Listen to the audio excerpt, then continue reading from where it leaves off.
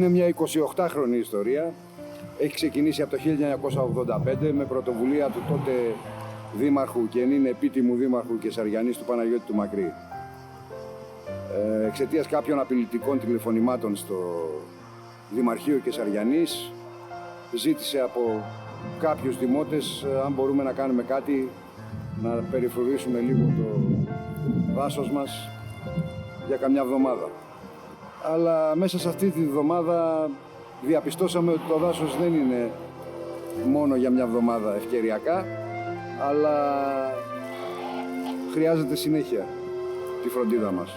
Η δασοπροστασία σε όλη την πάροδο των χρόνων έχει εξελιχθεί και έχει φτάσει έως σήμερα να είναι στα επίπεδα μιας από τις καλύτερες ομάδες της Ελλάδας.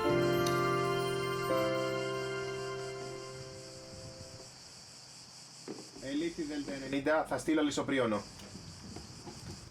Καλησπέρα, τι κάνεις? Το κύριο μέλημά μας είναι η επιτήρηση για τον έγκαιρο εντοπισμό δασικής πυρκαγιάς. Μας βάζει, Ναι, αστέρι. πάντα. Αυτό είναι το κυριότερο και το πιο σπουδαίο πιστεύω που γίνεται. Υπάρχουν κάποια σταθερά σημεία επάνω και ανεβαίνουν εθελοντές για να κάνουν την παρατήρηση του βουνού. Σε περίπτωση που δούνε καπνό ή οτιδήποτε ανησυχητικό στον τομέα τους, τότε το αναφέρουν στο κέντρο και το κέντρο δίνει εντολή στο πυροσβεστικό όχημα να μεταβεί στο σημείο που έχει δει ο εθελοντής.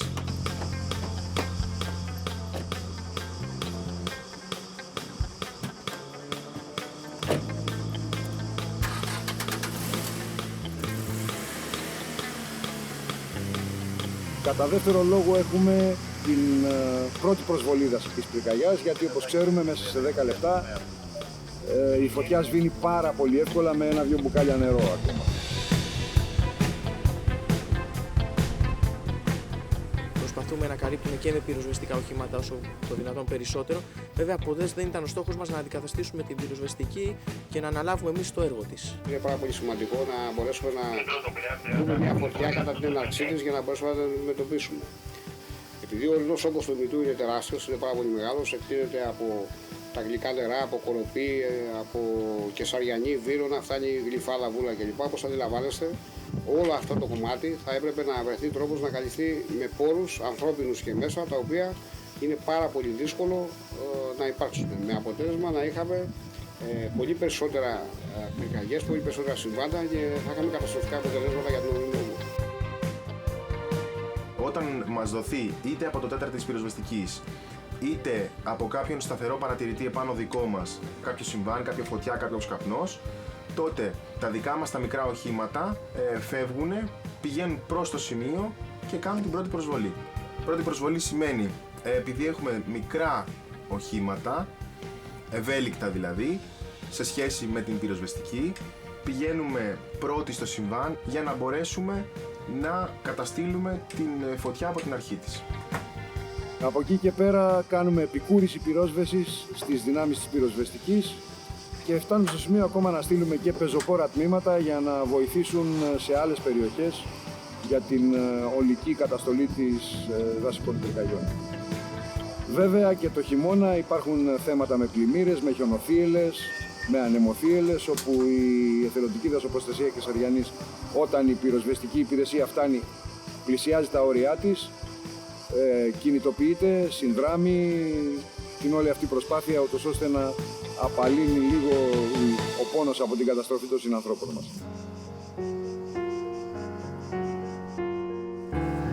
Βρισκόμαστε στο παρατηρητήριο του Αστερίου. Ένας εθελοντής όταν έρχεται στο παρατηρητήριο κοιτάει πρώτα αν είναι όλα καλά στον τομέα του και ενημερώνει το πυροφυλάκιο. Κεσαριανής, πυροφυλάκι Κεσαριανής από Δέλτα 26. Διαβιβάσατε Δέλτα 26. Έφτασα στο σημείο μου. Δώστε μου μια εικόνα από το σημείο σας. Όλα καλά, άνεμη βορειοανατολική μέτρη και ορατότητα καλή. Βέλικτη Δέλτα 26, καλή βάρδια να έχετε. Πυροφυλάκιο Κεσαριανής, στο Κεσαριανή 1. Διαβιβάσατε Κεσαριανή 1. Κατευθυνόμαστε στη Λυκοφολιά για τον απεγκλωβισμό και την εκπαιδευτική άσκηση. Ακατάληκτος, επανέλευστε. Ελληνικά παρακαλώ. Σε πόση ώρα θα είστε εκεί? Πυροφυλάκιο Σονούπο.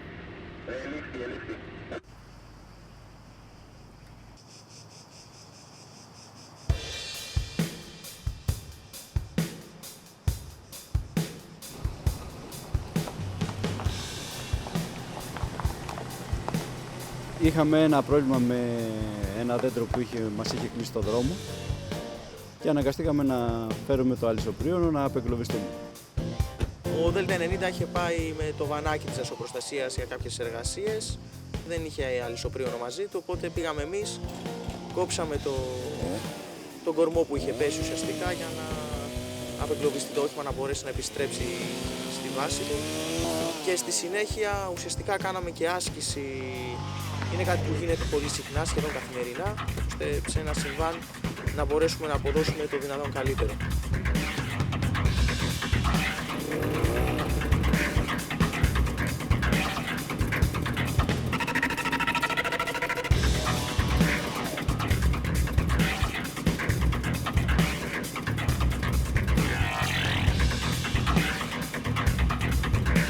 Με την άσκηση επιτυχάνουμε δύο βασικά πράγματα.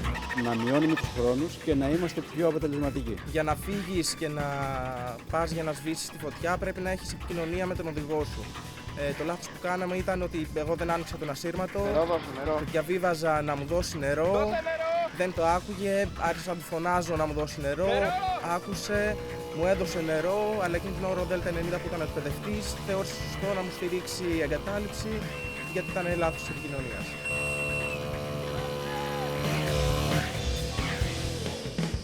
Ξεκινήσαμε εκπαιδεύσεις γιατί ένας εθελοντής ανεκπαίδευτος είναι, αν όχι άχρηστος, μπορούμε να πούμε και επικίνδυνος, και είμαστε μία από τις πρώτες ομάδες οι οποίες έχουμε φτάσει ένα αρκετά καλό επίπεδο εκπαίδευσης εθελοντών μέσα στα αυτά τα χρόνια τα οποία έχουν περάσει.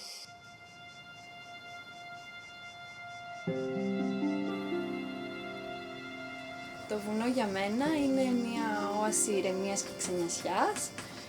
Γι' αυτό και ο καθένας από εμάς πρέπει να το προστατεύει όπως μπορεί. Με τον εθελοντισμό μου δόθηκε αυτή η ευκαιρία να μπορώ να είμαι εδώ και να νιώθω ότι κάνω ό,τι καλύτερο μπορώ για να προστατεύσω αυτό το χώρο που είναι τόσο σπουδαίος για όλους μας. Ο εθελοντισμός γενικότερα είναι κάτι το οποίο πρέπει να το έχεις, να έχεις διάθεση να προσφέρεις, να γίνεις χρήσιμος στην κοινωνία χωρίς αμοιβή. Αυτό δεν είναι πάντα λάθος. Θεωρούν μερικοί ότι είναι λάθος να γίνομαι χρήσιμος χωρίς να αμείβομαι. Ένα γνώρισμα χαρακτηριστικό το οποίο δείχνει το δίχτυ πολιτισμού και εξέλιξης μιας χώρας και ενός λαού είναι η εθελοντική προσφορά σε πάρα πολλά επίπεδα. Η ομάδα της εθελοντικής δράσης και της Αριανής στηρίζεται καθαρά και μόνο στη διάθεση και στην όρεξη και στην αξιολόγηση των ανθρώπων οι οποίοι προσφέρουν εθελοντικά ένα δύσκολο έργο που έχει να κάνει με την προστασία του ημιτού στο κομμάτι που της αναλογεί. Είναι το μεράκι που υπάρχει, η θέληση, το απιστεύω, γιατί ό,τι γίνεται με συνειδητά, δεν γίνεται με κάποιο τρόπο υποχρέωσης. Αγαπάνε όλοι τα άτομα της δασοπροστασίας, αγαπάνε το περιβάλλον, αγαπάνε τον τόπο αυτόν και τον υπηρετούν εθελοντικά με τον καλύτερο τρόπο. Το έργο που προσφέρουν είναι πάρα πολύ σημαντικό. Προσπαθούν και μας βοηθάνε σε ό,τι τους ζητήσουμε πάντα. Αυτό με εμάς συνεπάγεται ότι κερδίζουμε χρόνο. Μπορούμε να προετοιμαστούμε ακόμα καλύτερα στην περίοδο την αντιπυρική, σε όλο το επίπεδο, σε όλους τους τομείς και πάντα με τη συνεννόηση σε εμάς. Όσοι βλέπουν το βίντεο και το σκέφτονται, να είναι σίγουροι ότι οι ερχόμενοι εδώ θα μάθουν πολλά πράγματα, θα γνωρίσουν νέες διαδικασίες και αν αγαπάνε όντως τη φύση και το βουνό, είμαι σίγουρος ότι θα τους τραβήξει και θα συνεχίσουν την ασχόλησή τους αυτή. Σε όλους εκείνους οι οποίοι θέλουν να γίνουν εθελοντές, θέλω να τους πω ένα μπράβο του ότι μπήκαν στη διαδικασία να σκεφτούν και το διπλανό τους, γιατί είναι κάτι που λείπει στην σημερινή εποχή. Ο καθένας κοιτάει τον εαυτό του και αυτό είναι το χειρότερο που μας οδηγεί σε επικίνδυνες ατραπούς γενικότερα, σαν κοινωνία. Εγώ γι' αυτό ελπίζω και οραματίζομαι ότι μέσα από αυτές τις εθελοντικές ομάδες μπορεί να βγει πια η νέα κοινωνία μας. Η κοινωνία που θα φροντίζει τον εαυτό της και όχι τα συμφέροντα. Έτσι, έτσι.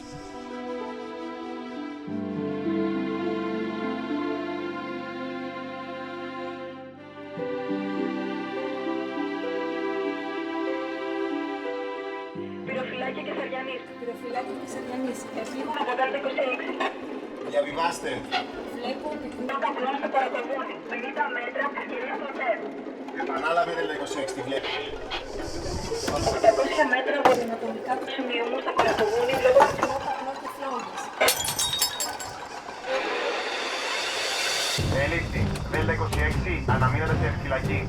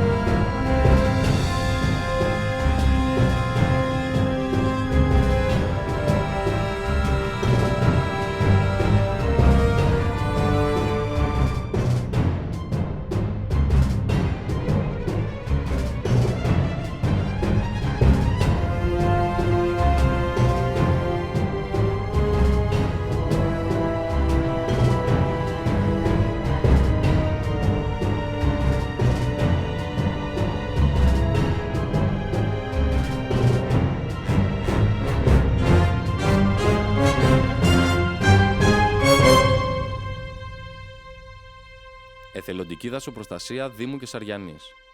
Προστατεύουμε τον ημιτό, αγαπάμε το δάσος. Μη μένεις θεατής, γίνε εθελοντής δασοπροστασίας. Τηλέφωνα επικοινωνίας 210 72 44 042 και 210 72 44 150. www.dasoprostasia.gr.